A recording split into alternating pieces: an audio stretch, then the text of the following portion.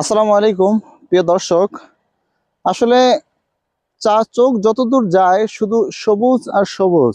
আসলে কৃষির সাথে সম্পৃক্ত যারা রয়েছে এবং কৃষি কাজ যারা চাষ আলু যারা চাষ করে সত্যি আসলে কষ্টকর, কিন্তু আমরা আসলে পারি শুধু মন ভরে উপভোগ করতে। কিন্তু আসলে এই যারা এক একজন কৃষক হচ্ছেন এক একজন যোদ্ধা বলা যেতে পারে, কারণ তারা প্রতিনিয়ত এগুলো চাষ করে আসলে আমাদের জন্য তারা তৈরি করছেন। এবং আল্লাহ তাআলার কি সৃষ্টি এবং আল্লাহর অপরূপ সৃষ্টি হচ্ছে এই গ্রামীণ পরিবেশের যে একটা মনোরম ফিল, এটা আসলে ঢাকা শহরের কোলাহলের ভিতরে থেকে এটা কখনোই বোঝা যাবে না।